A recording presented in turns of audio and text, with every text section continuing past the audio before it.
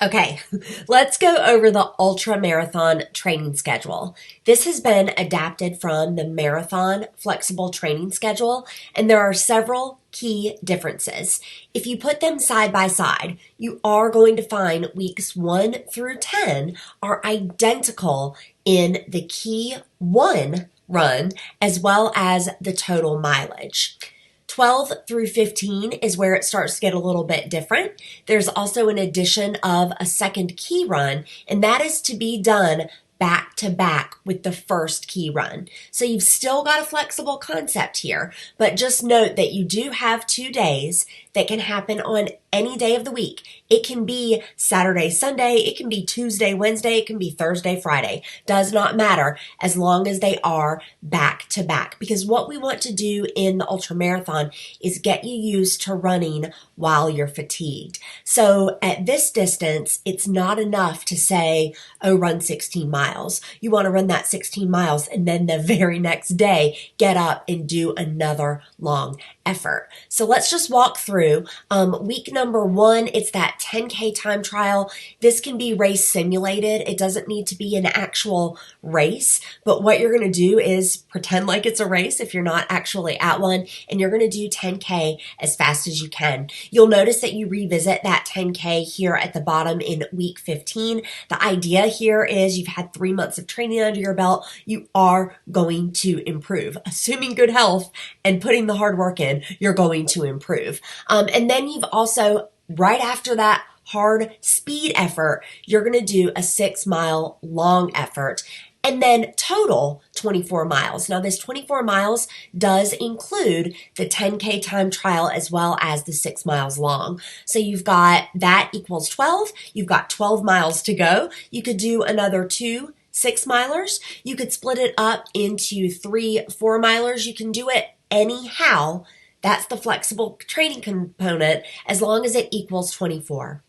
Going to the second week, so you've got an 8-mile long effort, and then the very next day, that's the key difference here, the very next day, you want to do that key 2 effort, which is 6 miles. That totals 14. You've got 10 to go, and that 10 can happen anyhow. It can happen over the course of 2 days. It can happen over the course of 4 days. Does not matter. You've got 10 to go after you've done that back-to-back key effort. You will notice that you've got a lot of 800 meters. 800 meters is a half mile. You can do this anywhere. Try to make it consistent though. You want to revisit the same place. So like if you map something out in your neighborhood, like a quarter mile out, quarter mile back, you want to revisit that same quarter mile out and quarter mile back.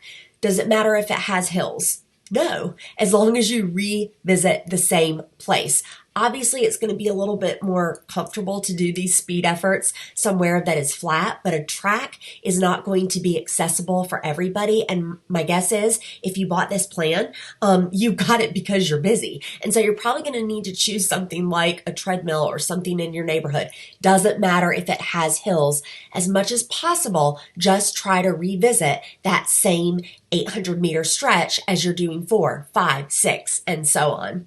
With these 800-meter time trials, you want to do a 1-to-1 rest. That means you run that half mile as hard as you can. On a scale of 1 to 10, you're going to be at about an 8 or a 9 here. Okay, you want to leave some in the tank because you've got repeats to do, but then you're going to rest for as long as it takes you. So like if it takes you 4 minutes to run 800 meters, which is a half mile, you're then going to rest for 4 minutes.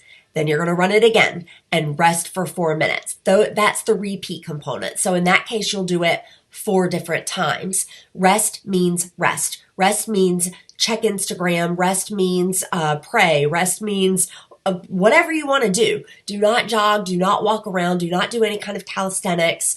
Rest means rest. So those are those. They're called YASO 800s. And the idea here is your minutes and seconds will be equivalent to your marathon hours and minutes. So by the time you get down here to 10, I understand that you're running an ultra marathon, but you will know what type of marathon shape you are in. So using that example, if you're hitting those 4 minutes, all the way down here, 800 meters times 10 with 1-to-1 rest, you're in 4-hour marathon shape. You will see that you've got those key efforts. Again, you're going to do those speed efforts